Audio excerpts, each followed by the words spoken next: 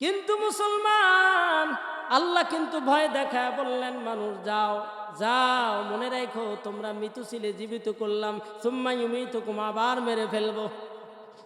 আল্লাহ কোরআন শরীফের 3 জায়গায় বলেছেন, কুল্লু নাফসিন যায়িকাতুল মাউত, মৃত্যু স্বাদ গ্রহণ করতেই হবে। তাই আল্লাহ বললেন সুম্মা ইউমিতুকুম, তোমাদের মেরে ফেলবো।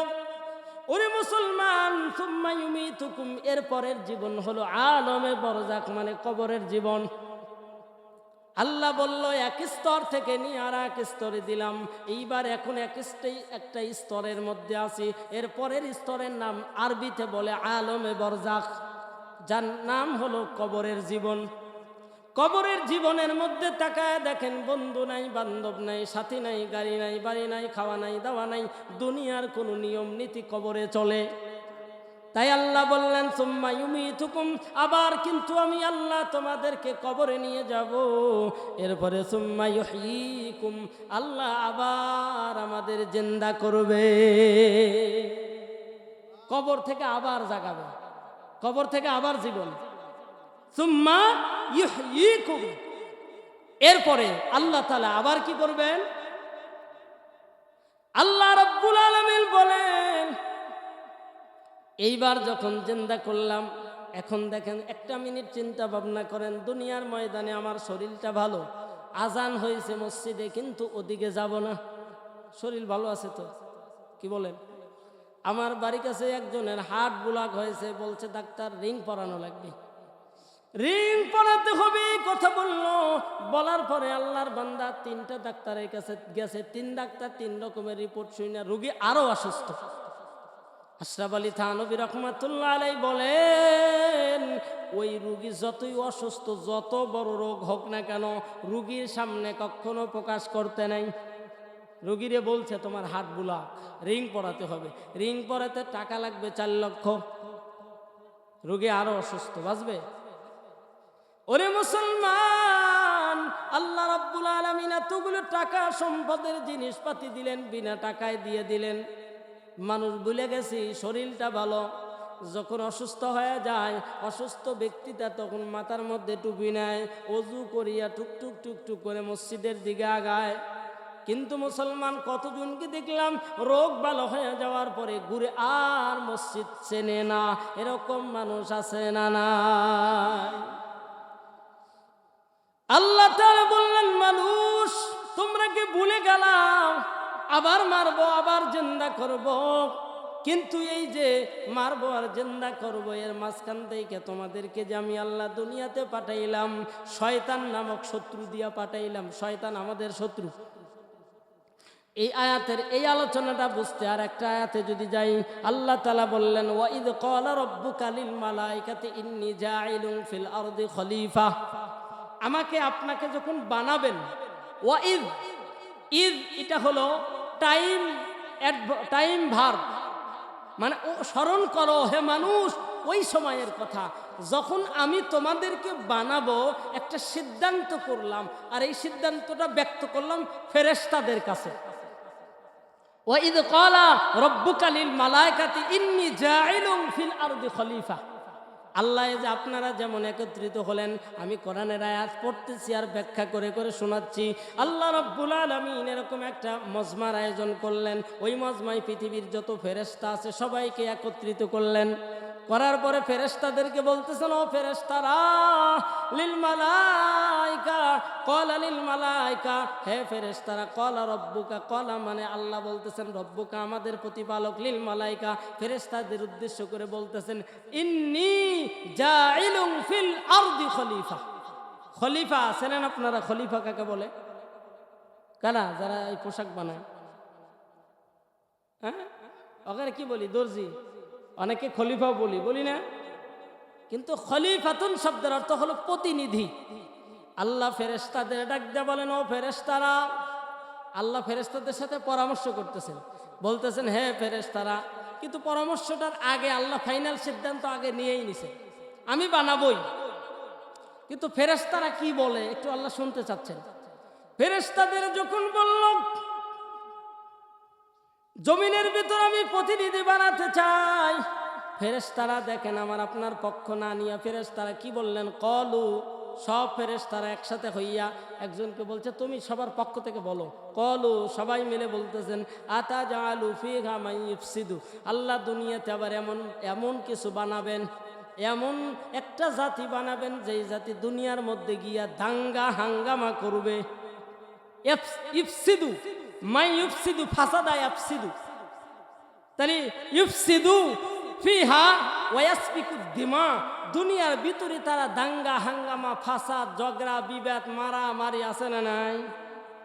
আহা, 5 বিঘা জমি দখল করার জন্য 70 জন কামলা নিছে, একদিনে কারা লাগবে? 70 জন কামলা ওদিকে মারামারি করতে আসছে। ওরা বলতেছে, আজকের ঘটনা বলতেছে, 70 জন কামলারা বলতেছে একজনের গায়ে হাত দিলে উম্মত করে ধরে তার শেষ করবে। কিন্তু ওই বেচারার আবার বুদ্ধি আছে, কামলাদের গায়ে হাত তোলে নেই, কামলাদের কাজ কামলারা করতেছে। ওরা এবার গায়ে মিছিল দিয়ে চলে আসতেছে। ওরা 2 গ্রুপে মারামারি লেগে মাথা ফেটে গেছে। তাহলে ফেরেশতারা কি বললেন, ও আল্লাহ এমন জাতি দুনিয়াতে বানায়ও না, তারা জমিনে গিয়ে দাঙ্গা হাঙ্গামা করবে, ফাসাদ সৃষ্টি করবে, রক্তপাত ঘটাবে, রক্ত ঝরাবে। কে বলতেছেন? ফেরেশতারা। আমাকে আপনাকে আল্লাহ দুনিয়াতে পাঠাইতে চাই। ফেরেশতারা অগ্রিম বললেন। ফেরেশতারা কি জানে? অগ্রিমই বললেন, আল্লাহ বানায়েন না, এরা কিন্তু এই করবে। আল্লাহ রাব্বুল আলামিন যখন এই কথা ফেরেশতাদের, আল্লাহ শুনতেছেন, কিছুই বলতেছেন না, বলে বলো দেখি। এরপরে ফেরেশতারা বলতেছেন কি,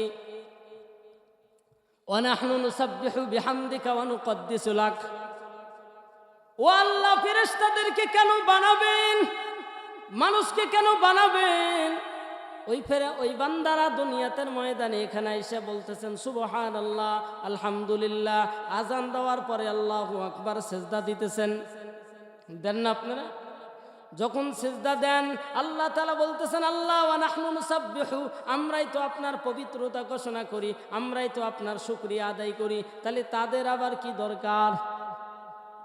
আমাদের কথা যখন এই কথা বলল আল্লাহ রাব্বুল আলামিন, আমার এবং আপনার পক্ষ নিয়ে আল্লাহ কি বললেন? আল্লাহ বলতেছেন, হে ফেরেশতারা সাবধান, বহুত হইছে, আর বলবা না, জবান বন্ধ করো। কেন? ক্বালা ইন্নী আ'লামু মা লা তা'লামুন। আল্লাহ বলতেছেন ক্বালা ইন্নী, আল্লাহ রাব্বুল আলামিন বলে, ও ফেরেশতারা, আমি আল্লাহ রাব্বুল আলামিন যা জানি তোমরা তা জানো না। আজকের এই ওয়াজ মাহফিলের মধ্যে যারা আল্লাহকে পাওয়ার জন্য আল্লাহর মহাব্বত নিয়ে, রসুলের মহাব্বত নিয়ে যারা বসে আছেন, ওই দিনের যেই দিন পরামর্শ করতেছিলেন, ওই দিনের মতো আজকেও ফেরেশতাদেরকে নিয়ে আল্লাহ রাব্বুল আলামিন এই এলাকার মুসলমানদেরকে নিয়ে পরামর্শ করতেছেন আর বলতেছেন, ও ফেরেশতারা তাকাইয়া দেখো, এই বান্দাদেরকে বানাইবার জন্য তোমরা নিষেধ করেছিলা, দেখো এই বান্দাগুলো আমার কথাগুলি কিভাবে আদবের সাথে চুপ মেরে বসে বসে বসে বসে শোনে। ও মুসলমান, অনেক সময় বয়ানে বসিয়া বসিয়া আল্লাহর জন্য কান্না করে। কি বলেন? অনেকে নবীর জন্য আশেক হয়, পাগল হয়ে যায়। আল্লাহ তাআলা তখন খুশি হয়ে ফেরেশতাদের কাছে গর্ব করে আর বলে, ও ফেরেশতারা, দেখো তোমরা নিষেধ করেছিলা, আমার বান্দারা আমাকে কোনোদিন দেখে নাই, আমার পাওয়ার ক্ষমতা কিছু দেখছে দুনিয়াতে, তাতেই কি পরিমাণ ভয় করে, কেন কান্না করে, কেউ মারে নাই। তারপরেও যখন বান্দা কান্না করে, মুসলমান, আমার আল্লাহ বান্দার চোখের পানি দেখিয়া খুশি হইয়া যায়। যত গুনাহ করেন না কেন, নির্জনে বসে বসে বসে বসে যদি আল্লাহর কাছে গুনগুন গুনগুন আওয়াজ দিয়া চোখের পানি ছেড়ে ছেড়ে কান্না করেন, আল্লাহ রাব্বুল আলামিন আপনার সব গুনাহ মাফ করে দিবে। কিন্তু যদি না কেঁদে কবরে যান, খবর আছে না নাই? আল্লাহ বলতেছেন, সুম্মা ইলাইহি তুরজাউন।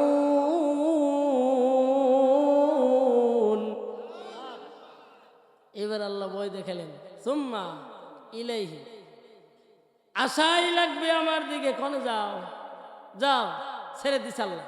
কি দিছেন? আল্লাহ ডিল দিয়েছেন। কেউ নামাজ পড়লেও সই, না পড়লেও সই, যাকাত দিলেও চলে, না দিলেও চলে, চলতেছে না? নামাজ কেউ পড়ে না, আল্লাহর বিধান কেউ মানে না, কেউ গায়ের জোরেই অনেক কিছু বলতেছেন, অনেক কিছু করতেছেন, কিন্তু আল্লাহ বলে ধরব না। সুম্মা ইলাইহি তুরজাউন, একদিন দুনিয়ার সব কিছু ছেড়ে খালি হাতে, দুনিয়ার কিছুই থাকবে না, উলঙ্গ হইয়া যেদিন হাসরের ময়দানে উঠব, ওই দিন আল্লাহ বলবে এখন কই কই মা নাই, কেউ নাই, কাউকে পাবো না, একা একা হাজির হওয়া লাগবে। কেউ কাহার সাথে কথা বলতে চাবে না, ব্যস্ত নিজের টেনশনে। সুম্মা ইলাইহি তুরজাউন, যত দূরেই যাও না কেন ঘুরে আবার আমার কাছে আসতেই হবে। আল্লাহ রাব্বুল আলামিন তাই আফসোস করে বললেন, ও বান্দা, তুমি তো কিছুই ছিলে না, মৃত্যু ছিলে, আমি জীবিত করলাম, আবার জীবিত করব, আবার মারবো, আবার জীবিত করব। আল্লাহ তাআলা বলল, কিন্তু মুসলমান, আমাদের অন্তরের মধ্যে ভয় হয় না, আমাদের অন্তরের ভিতর মরণের কোনো ভয় নাই, মরণের কোনো টেনশন নাই। আল্লাহ রাব্বুল আলামিন এইবার ভয়ঙ্কর তথ্য দিয়া বললেন, তুমি যখন মরণকে ভয় পাও না, মরণকে ভয় পাও না, এইবার তোমরা শোনো, যারা মরণকে ভাব দেখায়, আল্লাহকে যারা চেনে না, যার সাথে আল্লাহর সম্পর্ক আছে, তার পাওয়ার কিরকম, সামান্য একটু ঘটনা বলি, দেখেন আপনারা বুঝবেন। মুসা আলাইহিস সালাম কেমন নবী আপনারা তো জানেনই, বহুত বজলুর রশিদ সহ বিভিন্ন জন বয়ান করছে। মুসা আলাইহিস সালাম মাঝে মধ্যে টুপি মুপি ফালায় বলতো, আল্লাহ নেও তোমার চাকরি, আর আমি করব না, আমি গেলাম। এমন নবী ছিলেন যাকে মুসা কালিমুল্লাহ বলা হয়। আল্লাহর সাথে কথোপকথন করছেন, আল্লাহ তুমি ঘুমাও না, বলে ঘুমাই না, তাতে কি, ইত্যাদি। মুসা আলাইহিস সালাম কথা বলার জন্য তুর পাহাড়ে যাইতেন। কোথায়? তুর পাহাড়।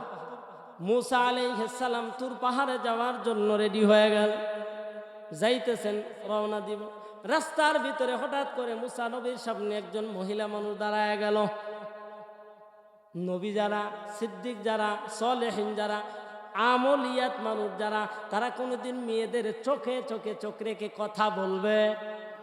যারা আমলি মানুষ হবে, আজকে দেখা যায় কত বয়স্ক বাবাজিরা বেগানা নারীর দিকে কেমন কেমন করে যেন তাকায়, আছে না নাই?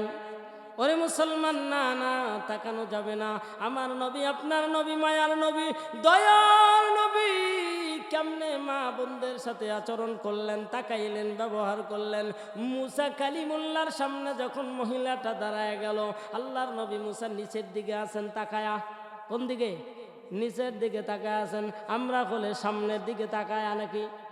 ওরে মুসলমান, আমার মা বয়সে যদি কোনো নারীরা আমার সামনে কথা বলার জন্য আসে, পানি পড়া নেওয়ার জন্য বিভিন্ন বিষয় আসে, মা বয়সী হলে ফেসে ফেসে তাকায়া দুই একবার তাকাবো, কথা বলবো। একেবারেই যদি না তাকাই, বলবে আমার কথায় মূল্যায়ন দিচ্ছে না। কিন্তু যদি অল্প বয়সের হয়, খোদার কসম, যদি আমাকে মাহফিলে যাই, গ্রাম্য মাহফিলে অনেক সময় দেখি বেগানা নারীরা, মানে কেবল বিয়ে হয়েছে এই নারীরা আমাদেরকে খাওয়ান দেওয়ার জন্য আসে। মাঝে মধ্যেই তো মুরব্বী আমার সাথে ঘুরছে, আমি বলছি না ঘর থেকে বের হয়ে যান, আমি নিয়ে নিয়ে খাবো, চলে যান, আপনার খাওয়ানো লাগবে না। ওরে মুসলমান, মুসা কালিমুল্লাহর সামনে মেয়েটা দাঁড়ানোর পর মুসা আলাইহিস সালাম ডাক দেয়া বলে, কে মা? মা ডাক দিলে সব কথা শেষ। কিন্তু যদিও মা ডাকেও বর্তমান সমাজ নিরাপদ না। কি বলেন? আমি আর বলবো না, মুরব্বীরা আছে, এই কথা আমি এখানে বয়ান করতে পারবো না, আমার পিতৃতুল্য মুরব্বীরা বুঝেনি। মুসা পয়গম্বর যখন মা বলে ডাক দিলেন, পয়গম্বর মুসা আলাইহিস সালাম এইবার মাটা কান্না করতেছেন, নবী নিচের দিকে তাকায় আছেন। ওই মা ডাক দেয়া বলে, ও পয়গম্বর, আল্লাহর নবী মুসা, আমার দীর্ঘ সময় হলো বিয়ে হয়েছে, অনেক বছর হয়ে গেল, কিন্তু একটাও সন্তানের মা আমি হতে পারলাম না। তো আপনি তো তুর পাহাড়ে যান, মানে আল্লাহর সাথে কথা বলবেন, একটু নবী গো, আল্লাহর নবী মুসা, দয়া করে তুর পাহাড়ে যাইয়ে আমার খবর কি, আমার সন্তানের মা আমি হতে পারবো কি পারবো না, একটু শুনে আসবেন। আল্লাহর নবী মুসা এই মেয়েটার কাকুতি মিনতি শুনিয়া বলল, ঠিক আছে মা, তুমি যাও, আমি তোমার কথা শুনবো। মুসা আলাইহিস সালাম তুর পাহাড়ে গেলেন, কিন্তু এই দিন, মানে যেদিন তিনি যাচ্ছেন, তার উদ্দেশ্যটা হলো মুসা আলাইহিস সালাম একটু আল্লাহর কাছে জানতে চাচ্ছেন, আল্লাহ আমি তো জান্নাতে যাব। বলে হ্যাঁ তুমি তো জান্নাতে যাবে, তো জান্নাতের ভিতর আমার সাথে বন্ধু কে হবে এই কথাটা আল্লাহ জানবার জন্য যাইতেছে। এই দিনই এই মা আবার সামনে দাঁড়ায় এই আবদার জানাইলো, আমার খবরটা একটু শুনে এসে। মুসা আলাইহিস সালাম যখন গেলেন তুর পাহাড়ে দাঁড়ায় বলতেছেন, আল্লাহ জান্নাতের ভিতর আমার সাথে বন্ধু কে হবে? আল্লাহ রাব্বুল আলামিন জানায় দিল, তোমার সাথে বন্ধু হবে কসাই। কি হবে? মুসা আলাইহিস সালাম ডাক দিয়ে বলে, আল্লাহ আমি একজন নবী, আমার সাথে অন্য একজন দিনদার পরহেজগার মুত্তাকি বন্ধু হলে হইতো, কিন্তু কসাই দিলেন। আমাদের সমাজের যারা কসাই, কসাই নামটাই কেমন যেন, তাই না? কসাই, আসলে কসাইয়ের নামটাও যেমন, কসাইয়ের আচরণও তেমন। খোদার কসম, যদি এই কসাই মুসা নবীর সাথে যে বন্ধু হয়া জান্নাতের ভিতর থাকবে, ওই কসাইয়ের মতো যদি কসাই না হয়, কসাইদের জান্নাত বড় কঠিন।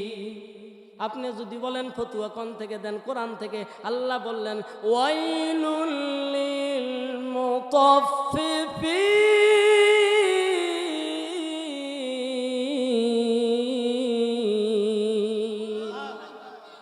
এটার নাম হলো সূরাতুল মুতাফফিফিন।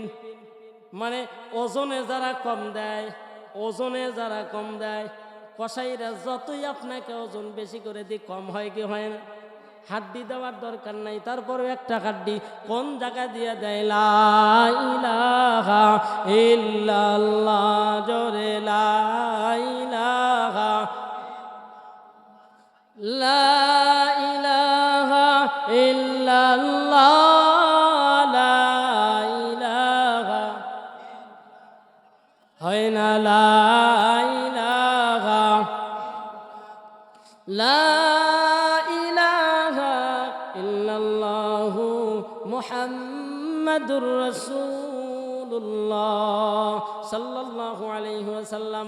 মুসা নবী ডাক দিয়ে কয়, আল্লাহ দুনিয়ার আর কোন মানুষ পাও নাই, কসাই আমার সাথে বন্ধু বানাইলাও। কসাই।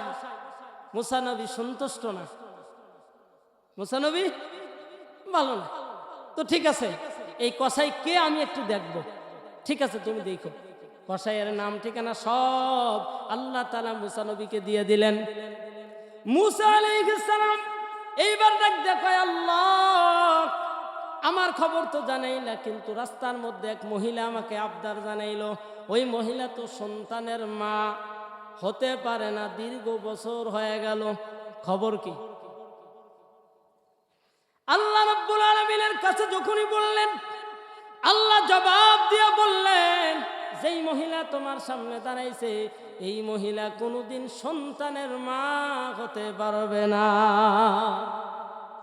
আরে মুসা আলাইহিস সালাম বলে, হায় হায়, এই কথাটা ওই মহিলার কাছে কেমনে বলি?